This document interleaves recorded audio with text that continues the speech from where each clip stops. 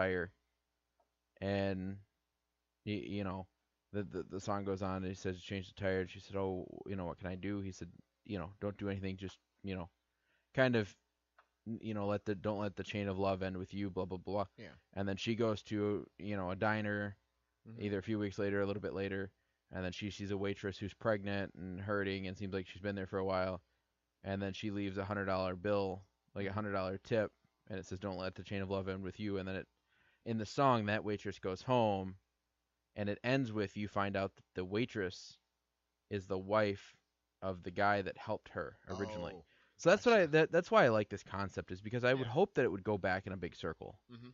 and somehow one day my life might be affected by Mhm. something, just some nice simple thing that I did Right.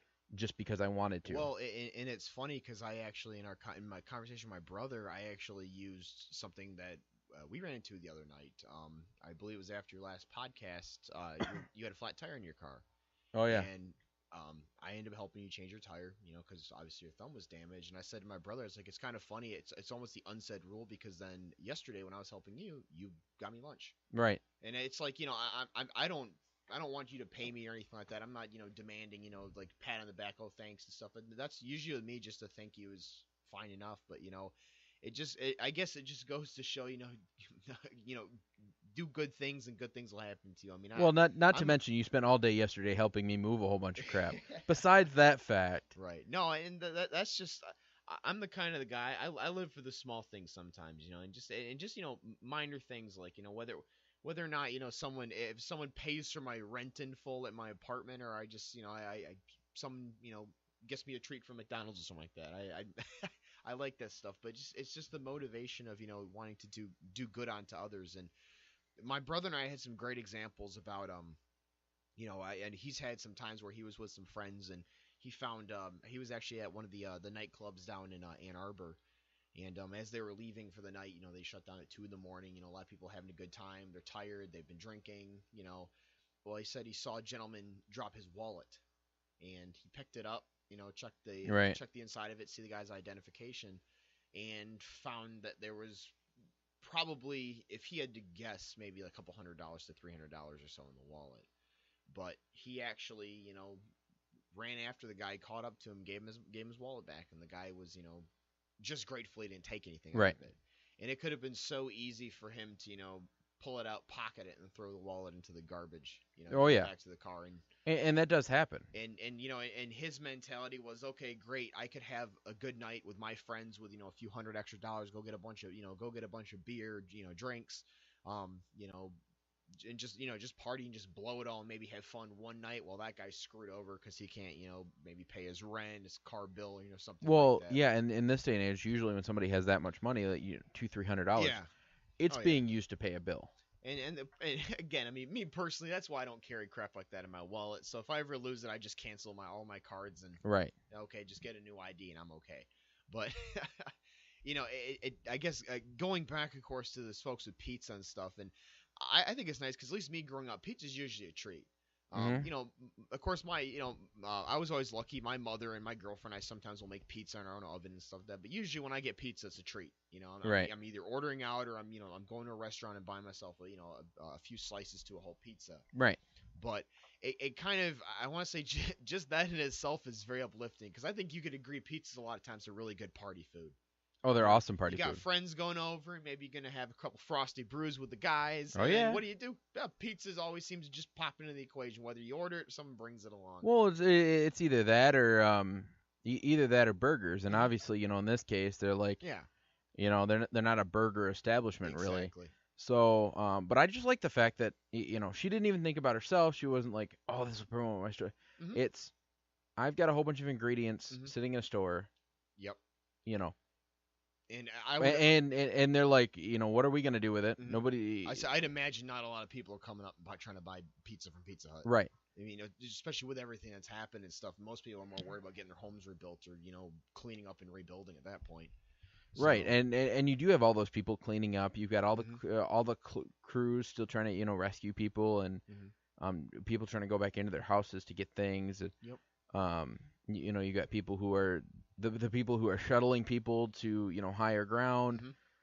and they're all hungry. It's kind of like I Oh, was talking sure. about where I work as a gun counter, and I was talking about the guys at the Mm-hmm. gun counter because a couple of a very nice couple came up to the range today, and they wanted to shoot, and they said, "Oh, can we buy this ammo up here? The gun counter is really slammed." And I said, "Yeah." And they said we stood down there for a little bit, and then right when the guy was about to call our number, he's like, "I'm gonna take a 10." And I told him, I said, "Listen, if he didn't," and they weren't really mad about it. They kind of seemed mad about it, but they were kind of like, right when they got to us, they couldn't wait after us. Mm-hmm. And I'm like, you got to understand, if they don't just, go, "Hey, I need to take a 10," they're never gonna get it. If they Yeah. wait until everybody's pleased, they're not gonna be, out of here until 9 o'clock at night. Oh, sure. Yeah. They'll never get a lunch or anything, and then that's kind of the same with rescue crews. They really, I mean, they probably have lunches, but they're working so hard that they Oh, don't. sure. Yeah. It. They probably, they're so worried about, okay, well, I got to go over to this place next, and I got to go to this place, and I got Right. to go to this place.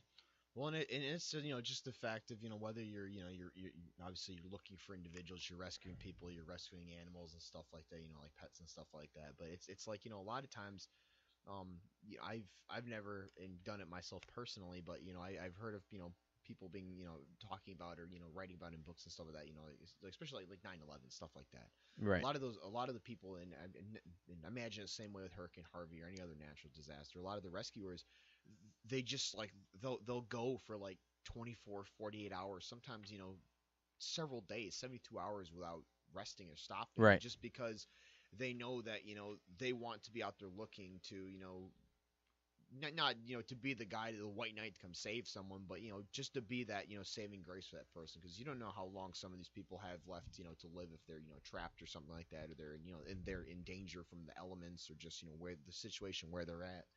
So I have a lot of respect for people that go out and rescue folks and stuff like that in emergency situations. But these guys also, these folks at this Pizza Hut, they're great people too, because they're obviously feeding the rescuers, feeding people that maybe haven't had a good, especially a hot meal, in Right. God knows how long. So that it just kind of, it's almost like it's giving that little padding. And I'm not saying, I know me, I'm never sad when I eat pizza, but it's kind of the light at the end of the tunnel, almost, maybe, to say for some of these folks, it's like it's gonna be okay. Here, it, it's not a free handout per se, but it's kind of a leg up, if you will. Right. For anyone, for a rescue, or a victim or something like that. But because a lot of these people they're starting from square one again. It's whatever Hmm. they have left in their bank account and whatever clothes they had on their back, because not everyone was able to properly pack and evacuate out of there. So you've now lost your home, your vehicles, and everything you've worked so hard for. Right. So I say it's just it's nice to see that there's some little buffers going on for some people, because a lot of those folks need a break, especially after having to now know that they have to start over and everything like that. And unfortunately, the whole world doesn't stop and wait for you to get back on your feet. You still got bills to pay and stuff like that, and life For goes sure. on. So Um. Yeah, and that's one thing that's really um that's really cool about this is like you said, or well, like I said, um there's those workers aren't thinking about, oh, I'm so hungry. They're thinking about, yeah, okay, I got, they're not clock watching till lunch. yeah, they're like, I gotta go here next, and then probably on their journey back, they're like, Yep. well, then I'm gonna hit there, and they're trying to remember maybe one plan from their coordinator and whatnot. Sure. Yeah. So they need someone to say, hey, here's a couple slices of pizza. Hmm. That way they can set it on their boat, and it's something. The cool part about it is something portable. Yeah. Oh yeah. They could grab a Definitely. slice, eat it with one hand while they're Hmm. trying to get, while they're sitting there going, oh, I gotta go there, I gotta go there, I gotta go Oh to, yeah. you know, and that's one thing. That's why I think it's so easy for, or why it is one of those things. When you have like friends over and you're gonna have a couple beers, Oh well, yeah. let's have pizza. Hmm. It's because usually, and usually it's takeout. And it's usually because you can just call, order, you figure out Yeah. whatever, you can get one with And something that everybody it just likes. either magically appears at your door, or you go and pick it up in 10, 20 minutes, and bam, Right. you have dinner for everybody Yeah, and then you now. don't have to worry about cooking it. You don't have to Exactly. worry about, oh, do I have enough food? And it's a lot cheaper. You don't. It's just a lot better. Plus, it's one-handed. So Mhm. say, Oh yeah. you and I are standing down here playing pool. We could grab a slice of pizza and eat it while we're playing pool, or just sitting chit-chatting. So Oh it sure. it, Yeah. it, it is a universal, one-handed Mhm. food, unless you get it from Benito's, where their slices are like 2 feet long. Um, but so it's one of those things that you know it's just always good. Kind of like having an awesome truck. Mhm. That's always a good thing. Um, Most which kind of definitely. brings us into our next story. There's these two brothers who bought a truck on Craigslist for $21,000 $21,000 just so they could so they could help people in Houston, Texas. It was Brad and Adam Morris, and they were trying to figure out how to help victims of Hurricane Harvey. Mhm. And their cousin is a Houston police officer Mhm. and gave them a tip. He said, "We've got boats, but what we need is a high water trucks. Mhm. Because they got a lot of boats. Nobody ever thinks about a tall truck. Oh sure. Yeah. Yeah. And so Brad and Adam got on Craigslist and purchased um it's a 21 um oh sorry, it was a 21,000 pound truck. Um and they purchased it um Says for for $13,000. $13,000, and it was called the Punisher. I like that. So the two brother-in-laws along with their brother-in-law drove the 5 ton axle truck to Houston to help the citizens.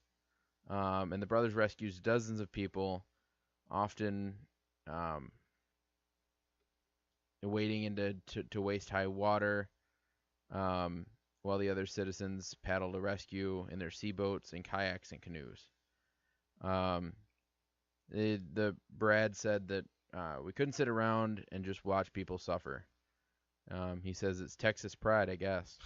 So, which is why I named the episode the thing that I did. I named it Rednecks to the Rescue, because honestly, these dudes have to be rednecks. Oh yeah. You cannot. I, There's nothing you could I say to don't convince me that know these guys aren't anyone rednecks. who is not a redneck that buys one of those old military 5Ks. Well, I mean, I love those. I love the. I know I would love to buy one of those trucks. but they bought it for a use, and it doesn't matter Yeah, why they bought it. But now yeah, they've got it, yeah. They're and then not if it using ever it to happens again, yeah. they're still gonna have it. Because they're probably not gonna go out and sell it right away. They're probably gonna go, well, if this happens Oh again, no. Yeah, you know, those are excellent. I can attest to those. I mean, granted, they've since uh, decommissioned a lot of those vehicles and sold them to the general public. But yeah, those five, I guess we call them 5Ks, but those big old trucks though, those are a godsend sometimes. I mean, I, that was the first vehicle I learned I was licensed to drive in the military, was it? just because they're so versatile. I mean, carry a lot of stuff with them. Whether whether you're carrying pizzas, people, or a bunch of hose lines and stuff like that for a fueling operation. Right. So, Well, yeah, and if you look at this thing, I mean, it looks intimidating. oh yeah, I don't know if you saw the pictures, Logan, but this thing looks. I mean, it looks cool. yeah. I'm looking at the Punisher logo on the grill with the name on the front bumper and some of the drawings they have on the rear end of it. Yeah, there's like a Punisher logo with like an AR on the I'll back with a say couple like designed bullet holes. I'll say looking at the photo too, it's got the exhaust and whatnot. It's all up by the cab, so that thing can go pretty deep into the water. Well, yeah, and there's a and picture of it, and I mean this thing has massive tires. oh yeah. Um, and you see one of the brothers has on really high boots, and Hmm. then you've got one of the other one has some waders on them. Hmm. And then you see people like the one brother. It looks like he's helping. He's got waders on. It looks like he's helping a wife, Yep. and the husband's got the luggage and he's holding it over his Yep. over their head. Oh So yeah. then there's another guy that's throwing his garbage bag, which looks probably whatever he could Yeah, salvage probably whatever he has left into the now. back of the truck. And this thing looks Mhm. as tall as he is. Oh yeah. Um, I said I think those tires that thing cost as much as my car's probably worth. So. right.